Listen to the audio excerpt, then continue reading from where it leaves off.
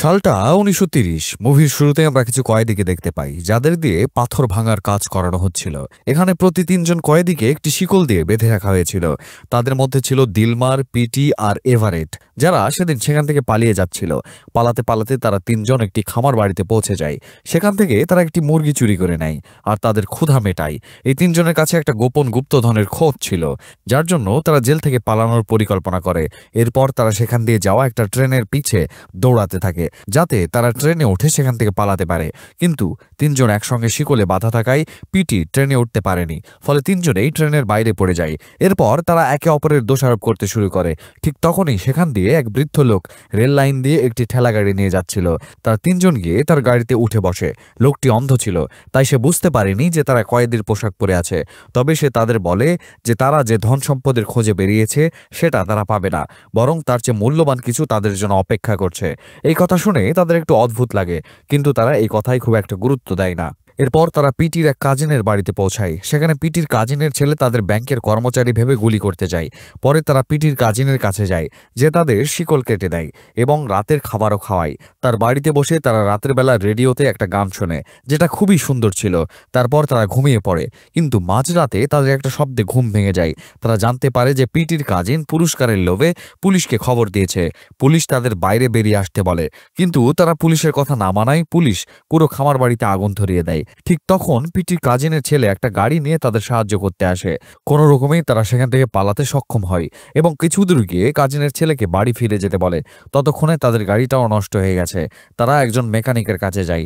Mechanic বলে যে গাড়ি ঠিক করার জন্য যে পার্টস দরকার সেগুলো ২ সপ্তাহ পরে আসবে, কিন্তু তারা এতদিন সেখানে থাকতে পারবে না। এভারেট এই কথা গিয়ে বাকি ২ জনকে জানায়। তাদেরকে আগামী ৪ দিনের মধ্যেই এই গুপ্তধনের কাছে পৌঁছানো জরুরি ছিল। যদি তারা এই সময়ের মধ্যে না পৌঁছায় তাহলে সেই জায়গায় বন্যা এসে সবকিছু পানির নিচে তলিয়ে যাবে। কিন্তু এভারেট এত সহজে হার মানার পাত্র ছিল না। সে পিটির কাজিনের বাড়ি থেকে একটা সোনার ঘড়ি চুরি করেছিল, যেটা বিক্রি করে তারা একটা গাড়ি কিনতে পারত। পিটি একদমই পছন্দ করেনি যে এভারেট তার কাজিনের বাড়ি থেকে এমন দামি জিনিস চুরি করেছে। ঠিক তখনই তাদের কানে গানের আওয়াজ ভেসে আসে। তারা দেখে আশেপাশ থেকে অনেকগুলো মহিলা সাদা পোশাক পরে কাছের একটা পুকুরের দিকে যাচ্ছে। তারা ৩ জনও তাদের পিছু পিছু চলে যায়। দিলমার দেখে যে মহিলারা পানিতে ডুব দিচ্ছে, তাই সে ও পিটি পানিতে ডুব দিতে শুরু করে। কিন্তু এভারেট এটা করেনি, কারণ তার চুল নষ্ট হয়ে যাওয়ার ভয় ছিল। সে তার চুলের প্রতি খুবই যত্নশীল ছিল। পুলিশ তখনও তাদের ৩ জনের পিছু ধাওয়া করছিল। এদিকে তারা সেই ঘড়ি বিক্রি করে একটা নতুন গাড়ি কিনে নেয় এবং সেই গাড়িতে করে তাদের যাত্রা চালিয়ে যায়। পথে তাদের সামনে একটা ছেলে লিফট চাইতে আসে। তারা তাকে গাড়িতে তুলে নেয়। ছেলেটি নিজের নাম টমি বলে এবং তাদের সঙ্গে সঙ্গীত নিয়ে কথা শুরু করে। টমি বলে যে আগের রাতে সে এই জায়গায় তার আত্মা শয়তানের কাছে বিক্রি করে দিয়েছে, যাতে শয়তান তাকে একটা বিশেষ সঙ্গীত শিখিয়ে দেয়।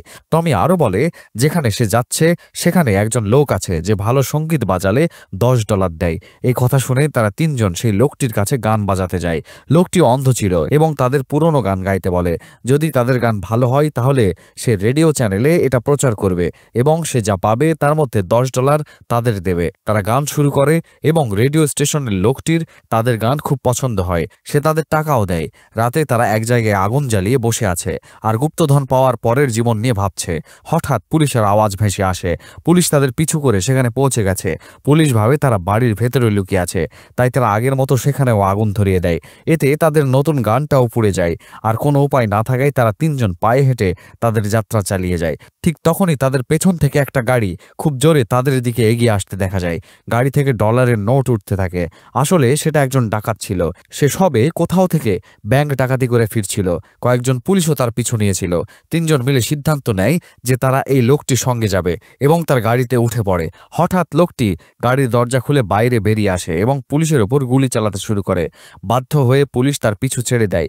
এরপর লোকটি নিজের নাম জর্জ লেনসন বলে পরিচয় দেয় এবং তাদের শহরে নিয়ে যায়, যেখানে সে আরেকটা ব্যাংক ডাকাতি করে। রাতের বেলা জর্জের মন হঠাৎ বদলে যায় এবং তার সব টাকা ৩ জনের হাতে দিয়ে সেখান থেকে চলে যায়। পরদিন যে রেডিও স্টেশনে ৩ জন গান গেয়েছিল সেখানে লোকজন এসে তাদের গান আরও শোনার জন্য অনুরোধ করতে থাকে।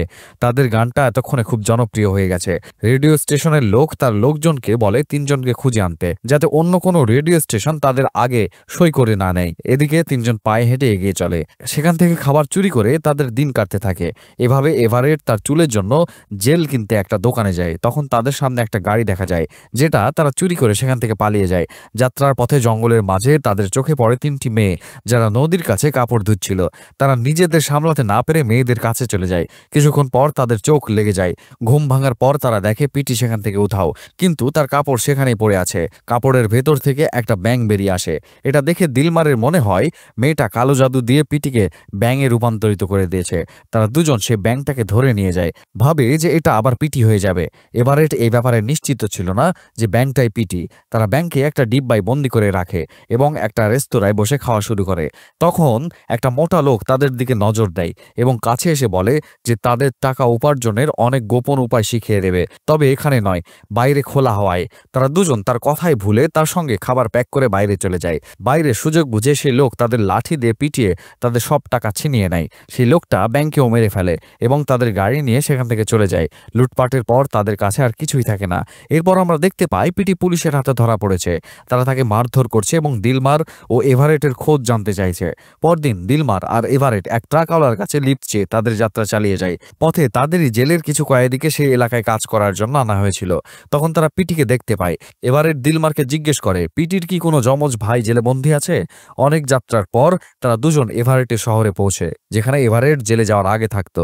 সেখানে শীঘ্রই মেয়র নির্বাচিত হতে চলেছে, আর একজন প্রার্থী বক্তৃতা দিচ্ছে। বক্তৃতা শেষ হলে তিনটি মেয়ে মঞ্চে গান গাইতে আসে। তারা আর কেউ নয়, এভারেটের মেয়েরা ছিল।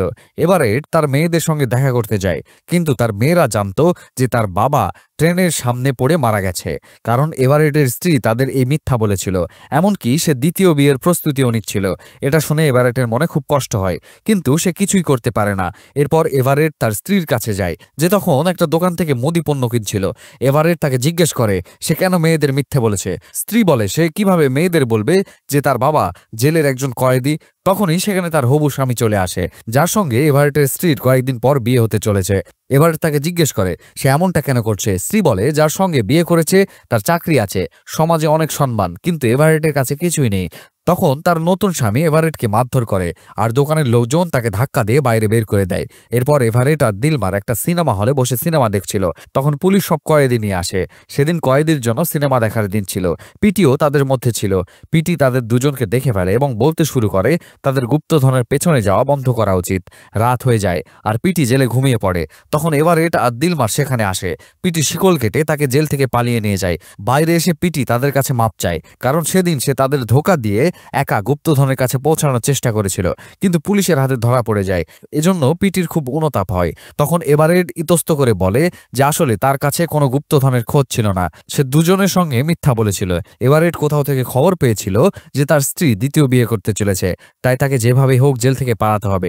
কিন্তু তারা তিনজন একসেগুলে বাধা ছিল, যার কারণে সে দুজনকে মিথ্যা বলে তার সঙ্গে নিয়েই পালায়। এছাড়া তার হাতে অন্য কোনো উপায় ছিল না। এ কথা শুনে পিটি খুব রেগে যায়, কারণ তার মাত্র 2 সপ্তাহের সাজা বাকি ছিল। কিন্তু এখন জেল থেকে পালানোর কারণে যদি সে ধরা পড়ে তাকে যাবজ্জীবন কারাদণ্ড ভোগ করতে হবে। এরপর তিনজনের মধ্যে ঝগড়া শুরু হয়, কিন্তু তখনই তারা দেখে যে জঙ্গলে কিছু অদ্ভুত ঘটনা ঘটছে। টমি, যে তার আত্মা শয়তানের কাছে বিক্রি করেছিল, তাকে সেদিন বলি দেওয়া হতে চলেছিল। টমিকে নিয়ে আসা হচ্ছিল। তখনই তারা তিনজন সেখানে পৌঁছে কোনো রকমে তাকে বাঁচিয়ে সেখান থেকে পালিয়ে যায়। সেদিনই শহরে মেয়র নির্বাচন হওয়ার কথা ছিল। সেখানে একটা পার্টি চলছিল, যেখানে মেয়র পদে 2 প্রার্থী উপস্থিত ছিলেন।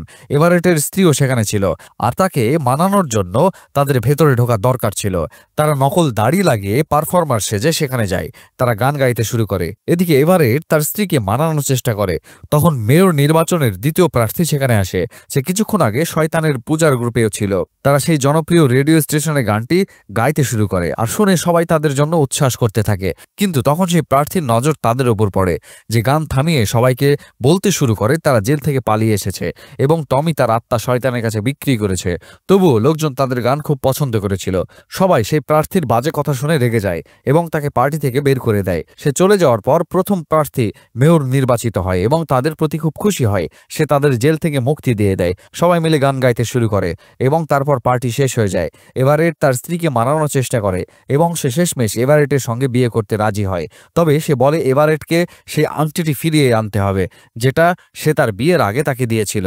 ঠিক তখনই তারা দেখে কিছু লোক জর্জ নেলসনকে ধরে নিয়ে যাচ্ছে। জর্জ নেলসনকে শতাব্দীর সবচেয়ে বড় অপরাধী হিসেবে ঘোষণা করা হয়েছিল এবং তাকে মৃত্যুদণ্ড দেওয়া হয়েছিল। কিন্তু এত কিছুর পরেও জর্জ খুব খুশি ছিল। পরদিন সকালে তারা ঠিক সেই জায়গায় যায় যেখানে তারা গুপ্তধনের খোঁজে যাওয়ার কথা ছিল, কারণ এভারেটের বিয়ের আংটি তার বাবার বাড়িতে রাখা ছিল।